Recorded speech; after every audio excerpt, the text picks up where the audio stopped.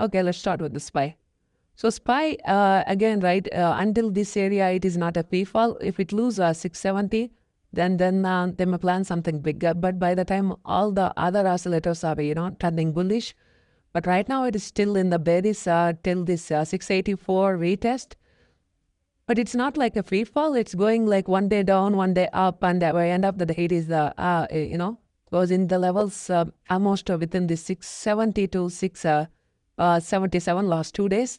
If it doesn't hold 670, then I would expect 664. That's the 1%. But 664, if it doesn't hold, then I would see at least a 650 is the major one. So I'm not seeing anything, below 650 at this point of time. Max I see is 650.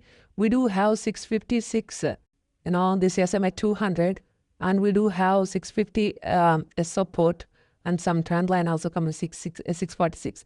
All these areas, even it drop in a single day to this, maybe Monday, then it can still hold this SMA 200. And this is the first SMA 200. If you see, after that last year, March, April, big drop due to the tariffs. So after that, it's the first time it is touching. Typically, if it touch first time, right? You see here, it touched the SMA 50. So it took the bounce. Similarly, if it take the, SMA 200, it will definitely bounce. In case if it touch 660, I will go for calls irrespective of how the economy is doing, how the war is going on. So first time they catch. Second, but how big it will be, I don't know. Maybe they can go 663, or they may retest again 670. That if it come back second time, then we need to raise the cash. We need to hold the cash until it again, gain the SMA 200. But right now we don't need. We are not there yet. Let's see. We have like how many points? 660 to 672. There is a 2%. If SPY holds within the 2%, we're still in the bullish regime only.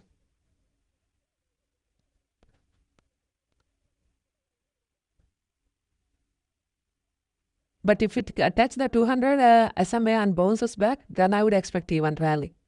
Let's focus on other things, how they will go next week. And the key level to watch is the SMA 200 for this week. Same, Qs almost touched the SMA 200, but compared to SPY, Q doesn't have that much gap, you see here. There is a huge squeeze. The huge squeeze, huge volatility is building. I'm expecting massive move either direction.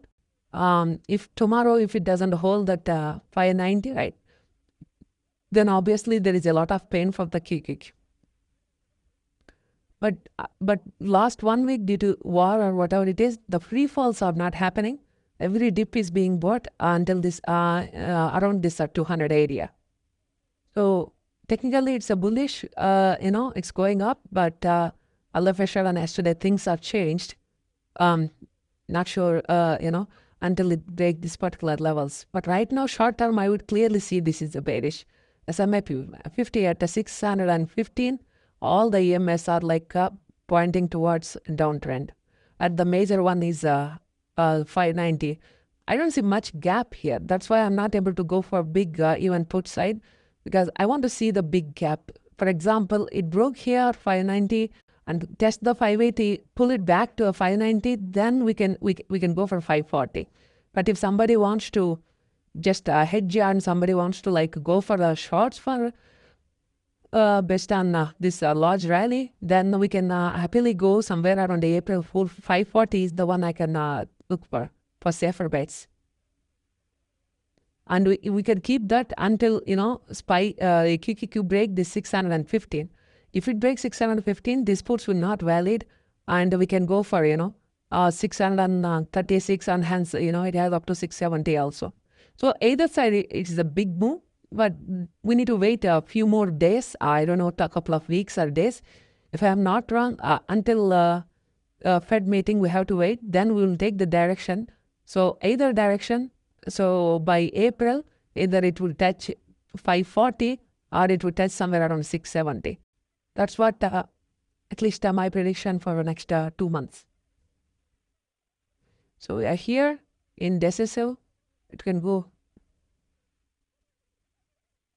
These are the two levels I will look for. So this line will touch here. So 650 and 540.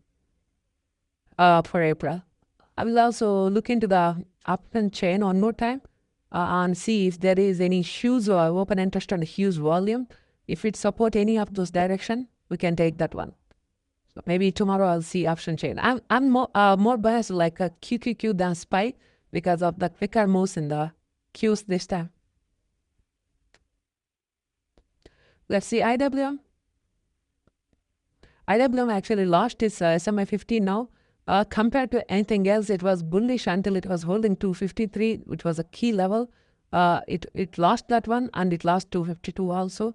Now, it is free fall. If I'm not wrong, it may touch this level of 244. This is ready to take any puts. I will definitely try, maybe on Monday. Maybe 244 is here and we can go for 240. Maybe for April is the safer side. Definitely it is going to pay. So maybe let me note down. IWM is definitely bearish. I'm noting in our sheet.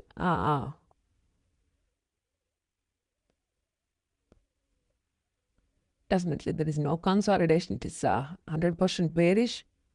The entry is right now, it is the 251. And the target would be somewhere around, I'll look for SMA 200. I have the trend line here, but I can sell there. But for puts point of view, I'll go for 240. I can keep my stop again, same level, 253. Anything goes above 253 here, this line, I will exit. Very good risk reward here. $11 downside, $2 stop loss. Bearish. So yeah, so Q's bearish consolidation, SPY bearish consolidation, not completely bearish. Let's go to the VIX. So VIX finally broke that level. I didn't see, I was watching all day the 5 minutes chart, but when I see this one daily chart, right, it is telling me the bigger story. It broke that 28.9 level. Last year, October, we got that level. November, we got that level. Again, now we got that level here.